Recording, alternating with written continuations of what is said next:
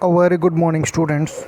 जैसे कि आपको दिखाई दे रहा है कि ये फर्स्ट यूनिट रिवीजन का जो वर्क है, जो भी बच्चे जिस वजह से उनका काम छूटा रह गया है या जो बच्चे गांव चले गए थे जो काम कंप्लीट नहीं कर पाए या जो भी क्लास उनकी मिस हो गई हो, तो ये क्लास देखनी बहुत ज़रूरी है, ये कंपलसरी है, क्योंकि यही सब आपके यूनिट टेस्ट में आ रहा है जो आपको इस वीडियो में दिखाया जाएगा। तो सभी बच्चे ध्यान से देखेंगे इस वीडियो को, और जिन बच्चों का काम किसी वजह से नहीं कुछ पूरा हो पाया है, किसी भी उसमें ज्योग्राफी हो या हिस्ट्री हो या सिविक्स में कुछ चीज़ें छूट गई हैं, तो वो इस वीडियो से देखकर वो अपना काम पूरा कर सकते हैं, जिससे कि वो अपना फर्स्ट यूनिट टेस्ट में अच्छे से परफॉर्मेंस दे पाएँ। तो क्लास अपनी वीडियो स्टार्ट करते हैं। तो हमने सबसे पहले पढ़ा था अप्रैल में ज्योग्राफी का फर्स्ट चैप्टर, जिसका नाम था the earth in the solar system. आपको ये सामने कुछ न्यू वर्ड्स दिख रहे हैं, यानी कि न्यू डिफाइंस दिख रही हैं। तो आपको जो ये इसमें पेंसिल से लिखा हुआ है 1 2 3 4, जिन पे बस वही आपको पढ़ना है। तो इसमें सबसे पहले नंबर पे लिखा हुआ है स्टार। तो स्टार का देखते हैं राइट साइड में, देखो लास्ट में, अ heavenly body having its own heat and light. ये स्टार की डेफिनेशन है कि एक ऐसी बॉडी जिसकी खुद की हीट एंड लाइट होती है, उसको स्टार बोलते हैं। दूसरा सेलेस्टियल बॉडीज़। सेलेस्टियल बॉडीज़ वो होती हैं जो रात को हमें, वो जो भी हमारे चमकते हैं, ब्राइटिंग ऑब्जेक्ट्स जितने भी हैं हमारे, जो हमारे यूनिवर्स में चमकते हैं, उन्हीं ब्राइटिंग ऑब्जेक्ट्स को हमने यहाँ पे सेलेस्टियल बॉडीज़ नाम दिया है। कॉन्स्टेलेशन नेक्स्ट है, उसके नीचे कॉन्स्टेलेशन जो है ये स्टार्स का ग्रुप होता है जो तरह तरह की शेप्स बनाता है, तो उसको कॉन्स्टेलेशन बोलते हैं। नेक्स्ट इसमें आकाश गंगा दे रखा है। आकाश गंगा हमको गैलेक्सी बोला जाता है, और गैलेक्सी का मतलब होता है कि huge system of stars, dust, gases, particles. तो इस सब को हमें गैलेक्सी बोला गया है। नेक्स्ट इसके नीचे ये हमारी एक एक्सरसाइज दे रखी है, इसको ज़रा देखते हैं। ये इसके क्वेश्चंस दे रखे हैं, इसके आंसर्स देखें ज़रा। पहला इसमें क्वेश्चन बोला हुआ है, ये कुछ क्वेश्चंस है, इसके आंसर्स हम आपको बाद में बताएंगे, पहले क्वेश्चंस देख लेते हैं। How does a planet different from a star. तो सबसे पहला क्वेश्चन ये है कि ये प्लैनेट जो है स्टार से कैसे अलग है, ज़रा बताएँ। अभी आपको दिखाई दे रहा होगा स्टार, फर्स्ट ए ऑप्शन जो है इसका वही आंसर है। Star are the big and hot celestial bodies made up of gases, they have their own heat and light which are they emit in the large amounts, and planets are also celestial bodies but they do not have their own heat and light, and they are light by the light of the stars। यानी कि star और celestial bodies का दे रखा है कि stars की सबकी जो है ब्राइट होती है, बट जो सेलेस्टियल बॉडीज़ हैं वो अपनी खुद की हीट एंड लाइट होती है। जो सेलेस्टियल बॉडीज़ जो प्लैनेट्स की होती हैं उसमें वो स्टार्स जो होते हैं वो लाइट करते हैं with the help of the stars. अब नेक्स्ट क्वेश्चन दे रखा है, ये आपके सामने दे रखे हैं, what is meant by the solar system. और नेक्स्ट क्वेश्चन इसमें दे रखा है कि सारे प्लैनेट्स का नाम बताना है according to the distance from the sun, जो हमारी सन की दूरी पे हैं उसमें प्लैनेट्स का नाम बताना है। और डी पार्ट इसमें दे रखा है, अर्थ को यूनिक प्लैनेट क्यों बोला जाता है। ई पार्ट दे रखा है कि हम एक ही साइड क्यों देखते हैं मून की। और एफ पार्ट जो दे रखा है कि यूनिवर्स होता क्या है। आइए उसके आंसर्स देखते हैं। ये देखिए आपके सामने बी पार्ट, सी पार्ट, ये सारे आंसर्स दे रखे हैं। तो हमारे जो है सोलर सिस्टम की डेफिनेशन है कि सारे जितने भी प्लैनेट्स हैं, सैटेलाइट्स हैं, सन हैं, सेलेस्टियल बॉडीज़ हैं, एस्ट्रॉयड, मेट्रॉयड्स, इन सभी को मिला के ये क्या बनाते हैं, हमारे सोलर सिस्टम बनाते हैं। और नेक्स्ट हमने पूछा था कि हमारे सोलर सिस्टम में कितने प्लैनेट्स हैं, सन के हिसाब से दूरी से बताना है। तो इसमें 8 प्लैनेट्स दे रखे हैं। पहला Mercury, Venus, Earth, Mars, Jupiter, Saturn, Uranus, Neptune, Pluto. तो बच्चे को ये आराम से पता होता है, सबसे फेवरेट क्वेश्चन होता है, तो उसको अच्छे से कर लेंगे। नेक्स्ट क्वेश्चन हमारा ये था कि अर्थ को ब्लू प्लैनेट क्यों बोला जाता है, उसको लाइफ कैसे सपोर्ट करती है। वो इसलिए बोला जाता है कि वहाँ पे लाइफ सपोर्ट है, वहाँ का जो वेदर है वो ना ज़्यादा ठंडा होता और ना ही ज़्यादा गर्म होता। वहाँ की जो लाइफ सपोर्टिंग गैस जो है हमारी ऑक्सीजन, वो वहाँ की एयर में पाई जाती है। इसी वजह से हमारे क्या है ये, और वहाँ पे वाटर भी पाया जाता है, इसी वजह से उसको यूनिक प्लैनेट बोला जाता है। नेक्स्ट हमने ये पढ़ा था कि हमें इस मून की एक ही साइड क्यों दिखाई देती है। वो इसलिए दिखाई देती है कि मून जो है अपना अर्थ का एक चक्कर लगाने के लिए 27 डेज़ लेता है, और इसीलिए वो अपनी एक स्पिन को पूरा करता है, जिसकी वजह से हमें क्या है उसकी एक साइड दिखाई देती है। हमने यहाँ पे पूछा था कि यूनिवर्स क्या होता है एफ पार्ट में। तो यूनिवर्स इसमें बोल रखा है कि galaxy of huge systems of billion stars and dust clouds, gases, इन सभी को मिला के जो गैलेक्सी बनाते हैं, वो उन्हीं गैलेक्सी के ग्रुप को यहाँ पे यूनिवर्स आंसर दे रखा है। अब ये आइए टिक द करेक्ट आंसर करते हैं, ये तो बच्चों के बहुत फेवरेट होते हैं। जरा पहला क्वेश्चन देखते हैं इसका। The planet known as earth twins किसको बोला जाता है? अर्थ का ट्विन वीनस को बोला जाता है। नेक्स्ट क्वेश्चन इसमें बोल रखा है कि थर्ड प्लैनेट कौन सा है अर्थ सन से? तो इसका आंसर हमारा अर्थ है। अच्छा ये बताएं, सारे प्लैनेट्स जो चक्कर लगाते हैं सन के, वो कौन से पाथ में लगाते हैं? वो इलोंगेटेड पाथ में लगाते हैं, तो इसका थर्ड पार्ट इसका आंसर है। पोल स्टार कौन से डायरेक्शन को बताता है? पोल स्टार को मैंने बताया था क्लास में, नॉर्थ स्टार भी बोला जाता है, तो वो कौन से डायरेक्शन में होगा? नॉर्थ डायरेक्शन में, यानी कि सेकंड पार्ट इसका आंसर है। Asteroids are found between the orbits. Asteroid belt जो है वो किन के बीच में पाए जाते हैं, किन रास्तों के बीच में पाए जाते हैं, और वो कौन से प्लैनेट्स का बीच का रास्ता होता है? वो होता है हमारा मार्स और जुपिटर का, यानी कि सेकंड पार्ट इसका आंसर है।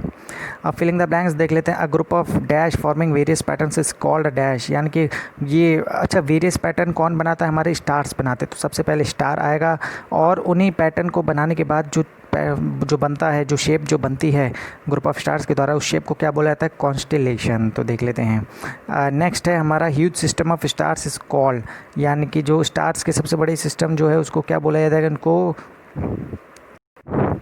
इसको जो है गैलेक्सी बोला जाएगा। Dash is the closest celestial bodies to earth. सबसे हमारे अर्थ के पास में कौन सी सेलेस्टियल बॉडीज़ देखने को मिलती है? वो हमें मून देखने को मिलती है। Dash is the earth nearest planet to the sun. सबसे थर्ड नंबर पे जो है सन पे कौन सा प्लैनेट हमारा? अर्थ है, तो अर्थ इसका आंसर है। प्लैनेट्स डो नॉट है, प्लैनेट्स की खुद की क्या नहीं होती? उनकी हीट एंड लाइट नहीं होती, तो उसका आंसर हीट एंड लाइट है। जितने भी आपको ये डार्क वर्ड्स में दिखाई दे रहे हैं वही आंसर हैं बेटा फिलिंग द ब्लैंक्स के। अब यहाँ से कुछ एक्स्ट्रा वर्क दिखाई दे रहा है, तो एक्स्ट्रा वर्क देख लेते हैं हम। तो सबसे पहले इसमें बोल रखा है कि मून के फीचर्स बताने हैं। सेकंड बोला है स्टार्स की कैरेक्टरिस्टिक्स क्या होते हैं वो बतानी है। थर्ड इसमें बोला गया कि लार्जेस्ट और स्मॉलेस्ट प्लैनेट कौन सा हमारे सोलर सिस्टम में। उसके बाद नेक्स्ट क्वेश्चन है हमारा कि ये बताना है कि अर्थ से कौन से प्लैनेट बड़े हैं और कौन से प्लैनेट छोटे हैं। और लास्ट क्वेश्चन है इसमें ऑर्बिट क्या होता है। आइए ज़रा इसका आंसर देखते हैं। मून की कैरेक्टरिस्टिक्स इसमें फर्स्ट आंसर दे रखा है, देखो first point, the moon has been separated from the earth. ये अर्थ से बिल्कुल अलग होता है, और जो अर्थ का जो थर्ड प्लैनेट जो आती है अर्थ, उससे बिल्कुल अलग है। और ये हमारी मून जो है वो अर्थ की नेचुरल सैटेलाइट है, और ये जो इसका जो डायमीटर है वो अर्थ से 1/4 है, यानी कि अर्थ जो है उससे 4 गुना बड़ी है हमारी। अगर हम बात करें इसका जो ये दूरी जो है इसकी वो 3,84,400 किलोमीटर्स दूर है हमारे अर्थ से, तो उसका फर्स्ट आंसर हमारा ये है। सेकंड हमने बोला था कि स्टार्स की क्या कैरेक्टरिस्टिक्स हैं। स्टार्स जो हैं वो बहुत ही बड़े और हॉट बॉडीज़ होते हैं, गर्म बॉडीज़ होते हैं। ये गैसेस से बन के होते हैं, क्योंकि ये हॉट जो होते हैं वो गैसेस की वजह से होते हैं। उनकी जो large amount of heat and light ये अपनी छोड़ते हैं। और हमारे सोलर सिस्टम में बहुत सारे स्टार्स पाए जाते हैं, न्यूमरस स्टार्स। ये हमारी किसी भी कैटेगरी में आ सकते हैं। They are also so far away from us and that we can not see with their our naked eyes. ये बहुत ही दूरी पे हैं और कुछ हम इन स्टार्स को देख भी नहीं पाते। हमने नेक्स्ट क्वेश्चन बोला था कि सबसे बड़ा प्लैनेट और सबसे छोटा कौन सा है, तो सबसे बड़ा प्लैनेट इसमें जुपिटर है और छोटा प्लैनेट इसमें मरकरी है। नेक्स्ट हमने ये भी पढ़ा था कि जो अर्थ से बड़े कौन से हैं और छोटे कौन से हैं। तो बड़े देख लेते हैं। अर्थ से बड़े जो हैं वो नेपच्यून, यूरेनस, सैटर्न, जुपिटर हैं, और अर्थ से जो छोटे हैं वो मरकरी, वीनस, मार्स हैं। अर्थ जो हमने नेक्स्ट जो क्वेश्चन था वो हमारा ऑर्बिट था। ऑर्बिट क्या होता है? वो ऐसा फिक्स पाथ होता है, एक ऐसा रास्ता होता है जिससे की वजह से वो अर्थ जो है हमारे चक्कर लगाते हैं। सारे प्लैनेट्स जो हैं वो रिवॉल्व करते हैं, चक्कर लगाते हैं हमारे सोलर सिस्टम में। तो वही इसमें दे रखा है, all the planets revolve around the sun in their fixed elliptical paths called orbits. हाँ, अब ये ध्यान वाले देने वाली जो चीज़ है वो ये है, वो उनका पाथ कैसा होता है? एलिप्टिकल। और इस एलिप्टिकल का मतलब है अंडेकार शेप में, यानी कि वो अंडे की शेप में घूमते हैं। नेक्स्ट हमारा एक्स्ट्रा वर्क में है कि सैटेलाइट और स्टार में डिफरेंस बताना है, तो ज़रा देखते हैं। Satellites is the celestial bodies which has come into the existence after. Satellite जो है वो प्लैनेट के बाद ही डेवलप हुई हैं, मगर स्टार जो है उनकी खुद की हीट एंड लाइट होती है और वो हमारे ये प्लैनेट से बनने से भी ये बहुत पहले आ चुके हैं। सैटेलाइट्स जो हैं वो छोटे होते हैं, स्टार्स जो हैं वो बड़े होते हैं, वो आग के गोले होते हैं, बड़े होते हैं। सैटेलाइट्स जो है वो प्लैनेट के आसपास चक्कर लगाते हैं, स्टार्स जो है वो गैलेक्सी में चक्कर लगाते हैं। हमारी सैटेलाइट्स जो है वो सोलर सिस्टम में वो 63 हैं, और ये स्टार्स जो हैं वो हमारे मिलियंस हैं, जिनकी कोई गिनती नहीं है। अगर मैं एग्जांपल दें, सैटेलाइट हमारा मून है, मून इसमें नेचुरल सैटेलाइट है। और अगर हम आर्टिफिशियल यानी कि ह्यूमन मेड सैटेलाइट की बात करें तो हमारे आर्यभट्टा हो गए, इनसैट, एड्यूसैट, ये सारी हमारी मैन मेड सैटेलाइट्स हैं। और अगर हम स्टार्स की बात करें तो हमारे सन है इसमें एग्जांपल। नेक्स्ट हम डिफरेंस देखते हैं, तो नेक्स्ट डिफरेंस में प्लैनेट और सैटेलाइट का दे रखा है। प्लैनेट जो है वो सन की वजह से हीट और लाइट रिसीव करते हैं, और जब वो रिसीव करते हैं उसी की वजह से वो चमकते हैं। मगर सैटेलाइट जो है वो प्लैनेट्स के आसपास चक्कर लगाती हैं, मगर उनकी खुद की हीट एंड लाइट नहीं होती। प्लैनेट्स जो है स्फेरिकल शेप में पाए जाते हैं, सैटेलाइट्स जो हैं वो छोटी छोटी बॉडीज़ हैं, उनकी एक स्पेशल कोई शेप नहीं होती। प्लैनेट जो है हमारे सोलर सिस्टम में 8 हैं, और सैटेलाइट जैसे मैंने बताया था वो 63 हैं। प्लैनेट्स को वेंडरर बोला जाता है क्योंकि उनका मतलब ही जो प्लैनेटाई वर्ड से निकला है, और उस प्लैनेटाई वर्ड का मतलब वेंडरर होता है, यानी कि जो चक्कर लगाने वाला, घुमक्कड़ जो बोलते हैं। मगर सैटेलाइट का जो मतलब है वो हमारा मून से लिया गया है, और ये जो प्लैनेट से थोड़े छोटे होते हैं सैटेलाइट्स। प्लैनेट जो है वो सन के चक्कर लगाते हैं, मगर सैटेलाइट जो है वो प्लैनेट्स के चक्कर लगाते हैं। अभी आंसर इन वन वर्ड देख लेते हैं। इसमें फर्स्ट क्वेश्चन बोल रखा है कि फुल मून को क्या बोला जाता है। फुल मून को पूर्णिमा बोला जाता है, जैसे मैंने बताया था। हमारे फिफ्थ जो planet of the solar system की अगर साइज़ की बात करें कि हमारे पांचवी साइज़ जो है, जो जिसकी साइज़ के हिसाब से हम बात करें तो फिफ्थ प्लैनेट वो कौन सा है, हमारा अर्थ है। अच्छा, यूनिक फीचर्स क्या है हमारे अर्थ का, क्योंकि उस पर लाइफ पॉसिबल है, तो उसका लाइफ आंसर है। और अगर हम बात करें self luminous bodies in the universe, जिनकी खुद की हीट एंड लाइट जो होती है, उनको क्या बोला जाता है, उनको स्टार बोला जाता है। नॉर्थ डायरेक्शन में नॉर्थ स्टार को कौन सा जाता है, जो हमारे नॉर्थ डायरेक्शन में निकलता है, उसका आंसर पोल स्टार है। आइए शॉर्ट नोट दे रखा है मून पे ज़रा पढ़ लेते हैं short note. The moon is earth's largest natural satellite. अगर हम बात करें अर्थ की सबसे बड़ी सेटेलाइट जो नेचुरल है वो मून है, और इसका जो दूरी है वो 3,84,400 किलोमीटर्स है अर्थ से। मून जो है वो उसके चक्कर लगाती है हमारे अर्थ के, और उसका रोटेशन रिवोल्यूशन का टाइम जैसे मैंने बताया था उसका 27 डेज़ है, जो हमारे लूनर ईयर का पार्ट है। इसकी पोजीशन जो है वो अर्थ सन के हिसाब से चेंज होती रहती है। और न्यू मून नाइट को हमें अमावस्या बोला गया है, और फुल मून नाइट को यहाँ पे पूर्णिमा बोला गया है। यहाँ पे कोई भी वाटर लाइफ एयर वगैरह नहीं है, वो इसलिए नहीं है क्योंकि यहाँ पे लाइफ नहीं है। मगर हाँ, यहाँ पे माउंटेन्स देखने को मिल सकते हैं। यहाँ का सरफेस जो वो बैरन है, वेस्ट लैंड पड़ा हुआ है, और यहाँ पे जो है हॉट और कोल्ड वेदर हमें देखने को मिलता रहता है। दिन में यहाँ पे हमारा मून में हॉट रहता है, और रात में ठंडा रहता है। और हमारे चैप्टर का लास्ट टॉपिक डायग्राम की बात करें तो ये बच्चों का फेवरेट डायग्राम है। ये हमें बनाने के लिए बोला जाता है बच्चों को, और यहाँ पे सोलर सिस्टम का सभी बच्चों ने डायग्राम बना लिया होगा। बिल्कुल ऐसे ही डायग्राम बनाना है सोलर सिस्टम का। आइए हम नेक्स्ट चैप्टर स्टार्ट करते हैं अपना हिस्ट्री का।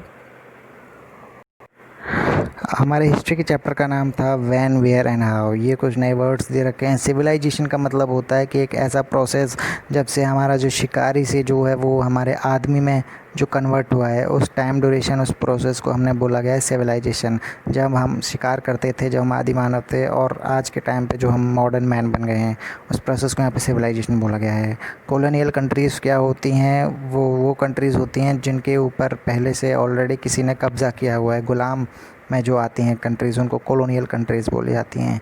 जैसे फॉर एग्ज़ाम्पल हमारे इंडिया थी, हमारे इंडिया पे किसने कब्ज़ा किया था, कौन गुलाम करता था, हमारा जो हमारे ब्रिटिशर्स थे, अंग्रेज़ थे जिन्होंने हमें गुलाम किया था। तो हमारा एक एग्ज़ाम्पल है जैसे कॉलोनियल कंट्रीज़ का। रेवोल्यूशन का मतलब होता है यहाँ पे कि जितने भी हमारे सडन चेंजेस जो होते रहते हैं, उन सडन चेंजेस को यहाँ पे रेवोल्यूशन बोला गया है। मैच द फॉलोइंग देख लेते हैं स्टूडेंट्स, ये बहुत ही इंपॉर्टेंट है। तो सबसे पहला इसमें है हंटिंग और गैदरिंग, इसका आंसर है। मगध जो है वो हमारे सबसे बड़ा किंगडम था, फर्स्ट किंगडम जो डेवलप हुआ था, इस्टेब्लिश हुआ था। गारो हिल्स पर एग्रीकल्चर किया गया था। इंडस और ट्रिब्यूटरीज जो थी वो 2500 ईयर्स अगो पहले इस्टेब्लिश हो गई थी। वहाँ पे जो सिटीज़ बनी थी उस टाइम में 2500 साल पहले आज के टाइम पे गंगा वैली जो है वो सबसे पहली सिटीज़ यहाँ पे डेवलप हुई थी। अब क्वेश्चन आंसर्स देख लेते हैं। सबसे पहला क्वेश्चन इसमें बोला हुआ है कि डिफरेंस बताने में मैन्युस्क्रिप्ट्स और इंस्क्रिप्शन में क्या होता है।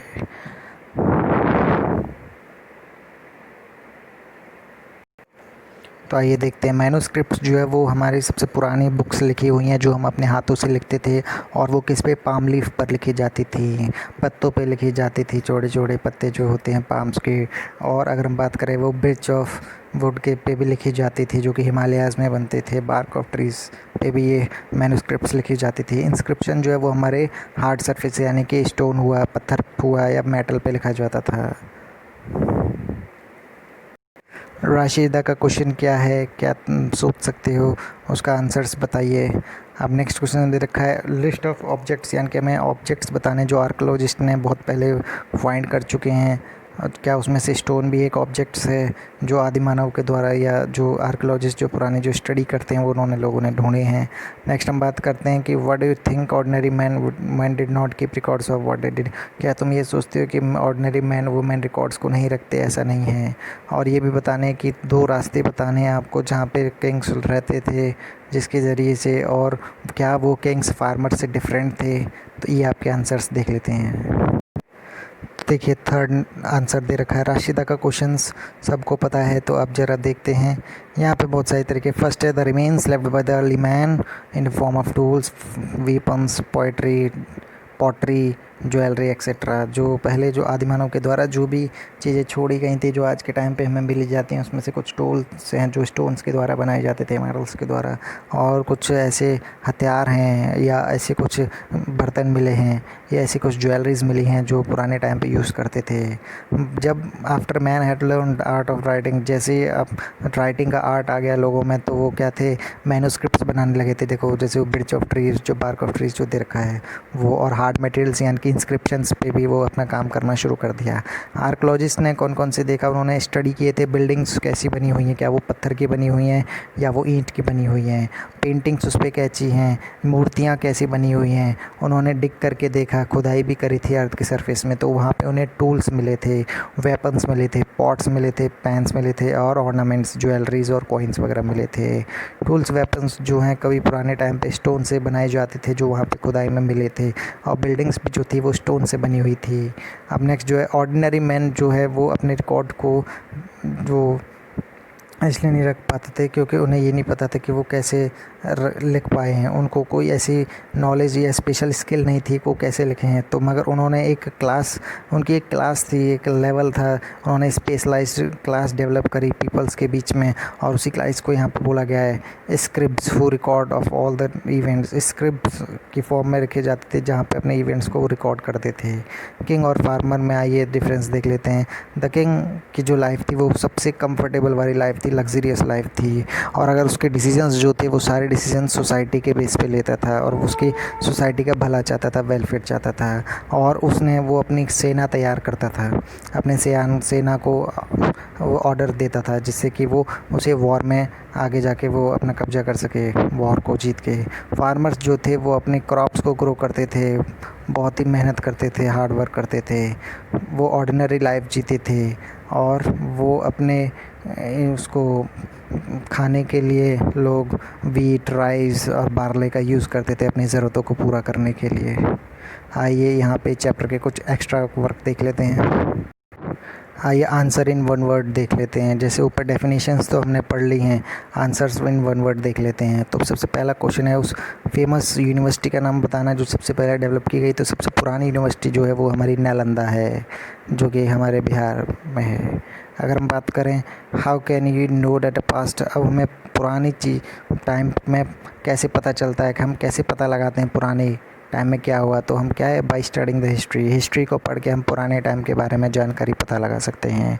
आपको ये बताना कि सबसे पहले अर्ली पीपल्स कहाँ पे रहे थे, तो उनका आंसर है इंडस और नर्मदा के बैंक पे रहते थे पहले, क्योंकि सबसे पहले नर्मदा को ही उन्होंने इस्टेब्लिश किया था, वहाँ पे जाके रहने लग गए थे, वो वहाँ की लाइफ स्टार्ट करने लग गए थे। अब सबसे बोला है ट्रिब्यूटरीज़ का मतलब क्या है। ट्रिब्यूटरीज़ का मतलब वो है जो लार्ज रिवर को जोड़ती हैं, जैसे हम बोलते हैं ब्रांचेस ऑफ द रिवर, तो वो ब्रांचेस होती हैं एक बड़ी रिवर का पार्ट, उनको ट्रिब्यूटरीज़ बोलते हैं।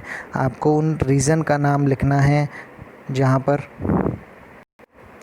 सबसे पहले जो क्रॉप ग्रो गई थी, जो राइस जो थी, तो सबसे पहले जो राइस जो हुई थी वो हमारे विंध्यास में हुई थी, विंध्यास के नॉर्थ में, जो कि हमारे मध्य प्रदेश में पाया जाता है। नेक्स्ट हम बात करें इंपॉर्टेंट डेट्स जो हैं। सबसे पहले जो एग्रीकल्चर का जो स्टार्टिंग हुई वो आज से 3000 साल पहले स्टार्ट हुए थे, 3000 ईयर्स अगो पहले। फर्स्ट सिटीज़ जो डेवलप हुई थी वो हमारी 4700 ईयर्स पहले जो डेवलप हो गई थी इंडस का किनारे।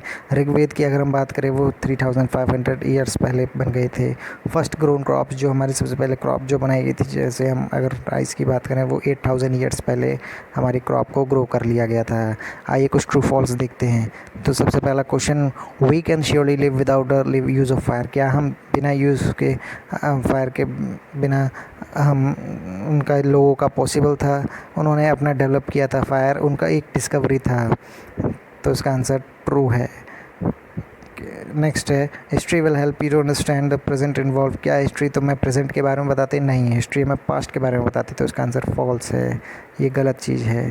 द पीपल, अच्छा पीपल जो थे वो स्टोन एज में शिकार करते थे एनिमल्स और बर्ड्स का, बिल्कुल सही, क्योंकि शिकार पे ही वो अपना डिपेंड रहते थे, हंटिंग और गैदरिंग पे उनकी लाइफ डिपेंड रहती थी। मगध सबसे पहले एम्पायर था, जो एम्पायर जिन्होंने क्या कहते हैं इस्टेब्लिश किया था किंगडम अपना, तो बिल्कुल सही है, मगध सबसे पुराना किंगडम है जो सबसे पहले इस्टेब्लिश किया गया था इंडिया में, तो ट्रू है। बीसी का मतलब कॉमन एरा होता है, नहीं, बीसी का मतलब बिफोर क्राइस्ट होता है, तो ये आंसर रॉन्ग है। स्टूडेंट्स कुछ फुल फॉर्म देख लेते हैं, बहुत इंपॉर्टेंट। सबसे पहली फुल फॉर्म बीसी है, बीसी का मतलब बिफोर क्राइस्ट होता है।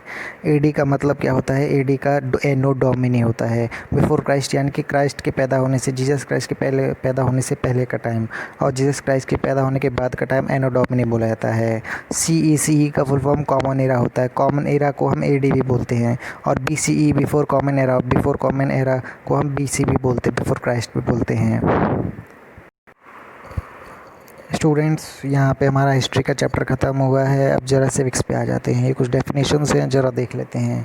डिस्क्रिमिनेट का मतलब हमने बताया था कि लोगों में भेदभाव करना और नेगेटिव तरीके से व्यवहार करना, वो डिस्क्रिमिनेशन होता है। डाइवर्स का मतलब जो है, जो एक की तरह नहीं दिखे, जो अलग अलग, जो हमको अलग करे, उसको डाइवर्स बोलते हैं। प्रेजुडिस मैंने बताया था नेगेटिव थिंकिंग, जो हम जो मान लेते हैं, किसी को गलत ठहरा लेते हैं या गलत सोच लेते हैं, प्रेजुडिस होता है, ऐसे डिस्क्रिमिनेशन का पार्ट है। स्ट्राइफ का मतलब होता है कन्फ्लिक्ट, झगड़ा, यानी कि झगड़ा कर लेते हैं आपस में, कोई भी ऐसे डिस्प्यूट पैदा हो जाता है, विवाद हो जाता है जो लोगों का झगड़ा का कारण बनता है, उसको हम स्ट्राइफ बोलते हैं। सबसे पहला क्वेश्चन इसमें दे रखा है, ये कुछ एनसीईआरटी क्वेश्चन से देख लेते हैं। तो सबसे पहला क्वेश्चन दे रखा है, आपकी सोसाइटी में कौन से फेस्टिवल्स बनाए जाते हैं और कौन से रिलीजन्स के जो लोग बनाते हैं। सेकंड क्वेश्चन दे रखा है, क्या हम इंडिया में रहने के बाद भी हमारे हेरिटेज की डाइवर्सिटी में कुछ ऐड करता है, हमारी डाइवर्सिटी क्या रोल प्ले करती है हमारे इंडिया के हेरिटेज यानी कि संस्कृति सभ्यता को बनाने के लिए, उसमें कल्चर एस्पेक्ट्स जोड़ने के लिए क्या ऐड करता है। नेक्स्ट हमारा डिस्कवरी ऑफ इंडिया किसने बोला था और क्या सोचते हैं उसके बारे में, और नेहरू ने क्या वो प्रेशर दिया था, उन्होंने क्या अपना मीनिंग बताया था यूनिटी इन डाइवर्सिटी का मतलब। मैसेकर जलियांवाला बाग में जो पोयम सबसे पहले जो है उसकी फर्स्ट लाइन क्या है वो आपको बतानी है, और आपको ये इसमें फिफ्थ क्वेश्चन में आपको जोग्राफिकल फैक्टर्स बताने लद्दाख और केरला के बारे में। आइए उनके आंसर्स देखते हैं। तो सबसे पहला क्वेश्चन जो देर आंसर है उसका वो हमारा होली है। होली हमारे कौन बनाता है? हिंदू और सिख जैन वगैरह बनाते हैं। दिवाली नेक्स्ट फेस्टिवल हमारा हिंदू का फेमस है, उसको सिख्स भी बनाते हैं और जैन भी बनाते हैं। ईद उल फितर जो हमारे मुस्लिम्स बनाते हैं, जो इस्लाम धर्म में बनाया जाता है। क्रिसमस जो हमारे क्रिश्चियन लोग बनाते हैं। लोहड़ी ये हमारे हिंदू और सिख दोनों बनाते हैं। रक्षाबंधन ये हमारे हिंदू सिख जैन तीनों बनाते हैं। गुड फ्राइडे हमारे क्रिश्चियंस बनाते हैं। और ये हमारे आपस में डाइवर्सिटी में जितने भी फेस्टिवल्स जो मनाए जाते हैं आपस में लोग शेयर करते हैं, जिससे कि लोगों में भाईचारे की भावना रहती है, लोग अच्छे से रहें। नेक्स्ट हमारा क्वेश्चन था कि हेरिटेज की हमारी डाइवर्सिटी में क्या ऐड करते हैं। सबसे पहले हम उन डाइवर्सिटी की वजह से अपने एक्सपीरियंस को शेयर करते हैं, आपस में घुल मिलते हैं लोगों से। हम अपने फेस्टिवल्स भी आज साथ में बनाते हैं। सेकंड पॉइंट यही दे रखा है कि साथ में बनाते हैं, जिसकी वजह से हम डिफरेंट लैंग्वेजेस सीखते हैं, कल्चर सीखते हैं उनके साथ। और थर्ड है वो हमारी एक फ्रेंडशिप का रिलेशनशिप डेवलप करता है। A sense of develop friendship is created among the peoples. Next हमारा क्वेश्चन है कि यूनिट इन डाइवर्सिटी के बारे में उन्होंने क्या बोला था कि हमारे जो लैंड जो इंडिया जो है वो बहुत तरीके के कल्चर्स, कास्ट, क्रीड्स, रिलीजन से मिलकर बनी हुई है। जो जहाँ पे लोग भाईचारे से रहते हैं, वहाँ पे अलग अलग तरीके के फेस्टिवल्स मनाते हैं, वहाँ के लोग सुख और दुख में भी साथ देते हैं। और डिफरेंट कल्चर्स, डिफरेंट रिलीजन्स जो है हमारे अपने जो एक तरह से मसाले का काम करते हैं, हमारे इंडिया को जो प्रोवाइड करते हैं, जो ऐड करते हैं। डाइवर्सिटी से क्या है, हमारी लाइफ जो है अच्छी खासी लाइफ, सुखी से लाइफ लोग जीते हैं, सभी कल्चर से लोग मिलते हैं। और यूनिटी और डाइवर्सिटी जो हमारा कॉन्सेप्ट जो हमारे जवाहरलाल नेहरू ने दिया था, जो कि क्या है, एक नेशनलिज्म की भावना, राष्ट्रवाद की भावना पैदा करता है। आइए, जो फर्स्ट लाइन थी वो क्या थी, जो मैसेकर जो हुआ था जलियांवाला बाग में, उसमें था blood of Hindus and Muslim flow together today. जो खून है जो आज के टाइम पे भी हिंदू मुस्लिम का एक सर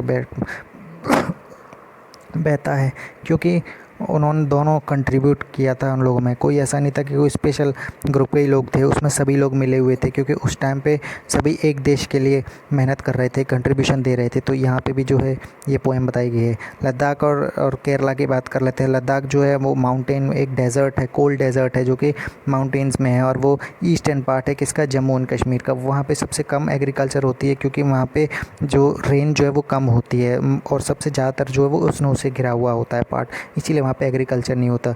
मगर वहाँ पे लोग जो थे वो रूट से ट्रैवल करके जाते थे, वो कारवा रास्ता जो नाम दिया जाता था। वहाँ से लोग क्या है, कपड़े, स्पाइसेस, रॉ सिल्क्स और कारपेट यानी कालीन वगैरह कैरी करते थे, वहाँ से अपना ट्रेड कैरी करते थे। और एक और वहाँ पे रिलीजन ज़्यादातर चलता है, वहाँ पे बुद्धिज़्म सबसे ज़्यादा चलता है, बुद्धिज़्म, और मुस्लिम की पॉपुलेशन भी वहाँ पे ज़्यादा देखने को मिलती है। केरला की अगर हम बात करें, केरला जो है वो साउथ वेस्ट कॉर्नर पे है इंडिया के, और जो है वो समुद्र के आसपास से घिरा हुआ है। वो जो है एक सैंडविच बना हुआ है, जो कि पहाड़ों और समुद्र के बीच में है। वो वाला इलाका यहाँ पे केरला बोला गया है। वहाँ पे मसालों की सबसे ज़्यादा खेती की जाती है। अगर हम बोलें, काली मिर्च, लौंग और ये सब का ज़्यादा होता है।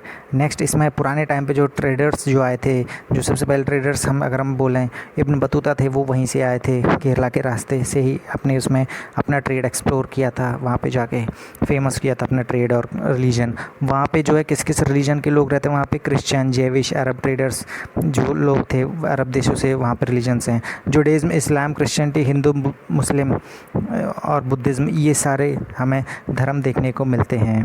वहाँ पे ज़्यादातर जो ट्रेड है वो सारा मसालों का होता है। हमने इसमें चीना चट्टी और चीना वाले भी पढ़ा था, जो कि वहाँ के बर्तन और एक स्पेशल जाल जो मछलियों को पकड़ने में यूज़ होता है। तो ये हमारा केरला का डिस्कशन है। अब आइए नेक्स्ट थोड़ा एक्स्ट्रा वर्क डिस्कस कर लेते हैं। आइए, वेरी शॉर्ट आंसर दे रखें। लद्दाख कहाँ पे? लद्दाख मैंने बताया था अभी ईस्ट पार्ट में है, जो कि जम्मू कश्मीर के ईस्ट में है। अच्छा, वहाँ के पीपल्स कैसे थे? वहाँ के पीपल्स जो थे वो जेनरस और इंटेलिजेंट थे, यानी कि लोग बहुत होशियार थे, अपने काम को अच्छे से अंजाम देते थे, करते थे, सभी लोगों के साथ घुल मिल के काम करते थे।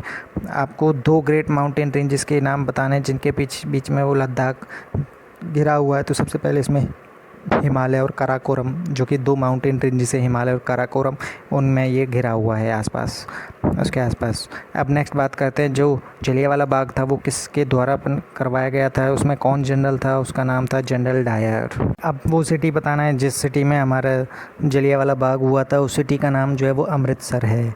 डाइवर्सिटी को कैसे डिफ़ाइन करेंगे? डाइवर्सिटी को इस तरह से डिफ़ाइन करेंगे क्योंकि हम अलग अलग ज्योग्राफी, कल्चर, हिस्ट्रीज़ में जाके डाइवर्सिटी को पढ़ते हैं। और दूसरा, हम आसपास के दोनों सोसाइटी में जितनी भी हमारी सभ्यता हैं, जितने भी हमारे कल्चर्स हैं, उन सभी की हम रिस्पेक्ट करते हैं। वहाँ पे जाके जैसे भी हम ट्रैवल करते हो, अलग अलग उनकी वेशभूषा देखते हैं, क्लॉथ्स देखते हैं, फूड आइटम्स देखते हैं, उनके रीजन्स, फेस्टिवल्स वगैरह देखते हैं, उनकी भाषाएँ देखते हैं, रहन सहन का तरीका देखते हैं। तो यही हमारे डाइवर्सिटी का मतलब होता है। नेक्स्ट, इंडिया को सेकुलर स्टेट क्यों बोला जाता है? वो इसलिए क्योंकि यहाँ पे सभी लोग एक रिलीजन का फॉलो करते हैं, यहाँ पे सभी धर्म के बराबर का प्लेस दिया गया है सभी धर्मों को।